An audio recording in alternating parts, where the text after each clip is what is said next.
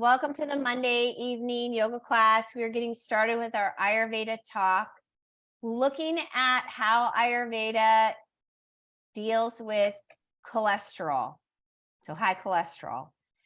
If you have high cholesterol, it means that your cholesterol levels are over 200. First of all, what is cholesterol? Cholesterol means that you have fat, or also called lipids, in your blood, and increased fat in your blood. And what that does is it can, as it increases, it can start causing issues with buildup of plaque, and that will then go into the artery walls, and that causes a whole slew of problems. But I want to tell you, as far as Ayurveda is concerned, high cholesterol is a metabolic disorder.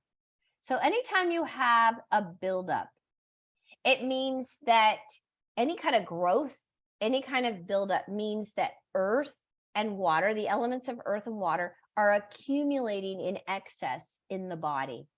So then it becomes a Kapha disorder. Kapha is the dosha that is made up of water and earth.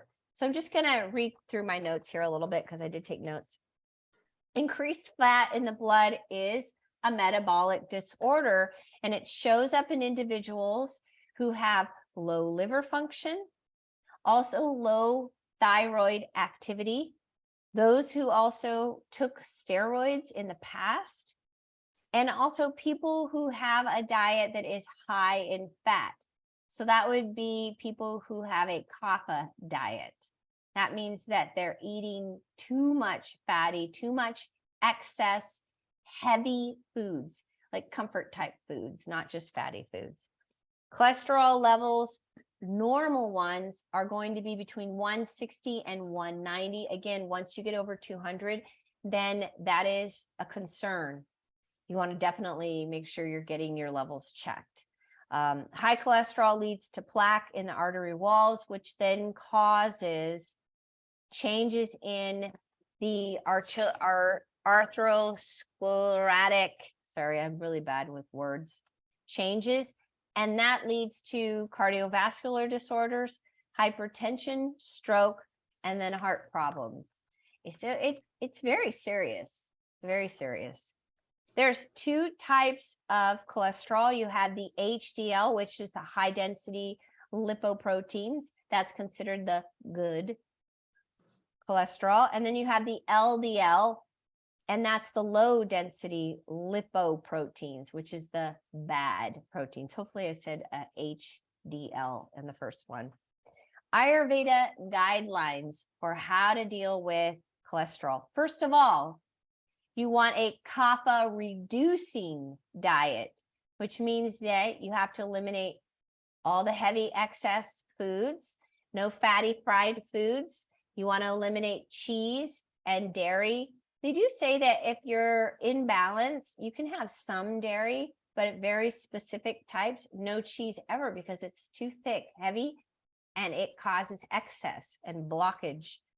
Sweets you want to avoid. Also cold food and drinks, nothing iced, nothing frozen. You want to stay away from that. Just think about what cold does. It constricts. When you have a Kapha condition, it means that things are stuck. Things are building up and accumulating. And what do we do to break up, build up? Well, we stimulate so that there's movement. One of the great things that you can use that a lot of people love is garlic. It's an actual go-to for people who have high cholesterol. So garlic and onion both are heating and stimulating. Garlic and onions, and that smells fabulous. There's a lot of people, if you're a pitta person, you have to stay away from garlic and onion. They're nightshades. Also, you want stimulation, so exercise, regular exercise, daily exercise, and it needs to be more vigorous exercise. So cardiovascular exercise, like aerobic exercise, you want to go for longer periods of time. Your your diet, by the way, and exercise. If you just do those two things are known to decrease cholesterol levels. So you can really help your cholesterol levels just working with your diet and your exercise. There are some herbs, though, that we can use that are very helpful. First is garlic, of course, but there's a combination. You can add garlic, 1 clove of garlic, finely chopped, with a half a teaspoon of ginger and a half a teaspoon of lime. And then you eat that before each meal. So just before you eat, you take that. The herbal teas that are helpful, 1 teaspoon of cinnamon, a half a teaspoon of trichatu. If you don't have that, you can order it online, or I have it, so you can reach out to me. And what you do is you steep that for 10 minutes in hot water. And then after 10 minutes, you add a teaspoon of honey, and you can drink this 2 times a day. Or you can also do 1/2 teaspoon of trichatu with a half a teaspoon of honey.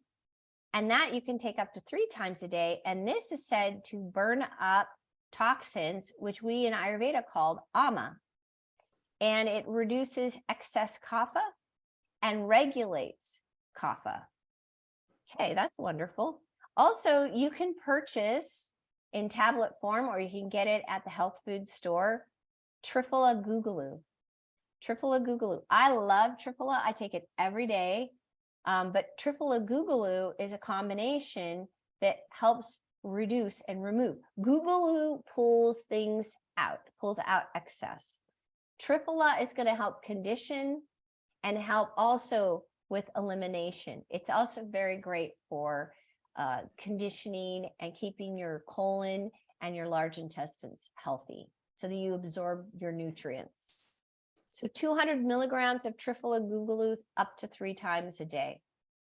Also, hot water with honey, first thing in the morning, 1 teaspoon of honey, that is. And this simple.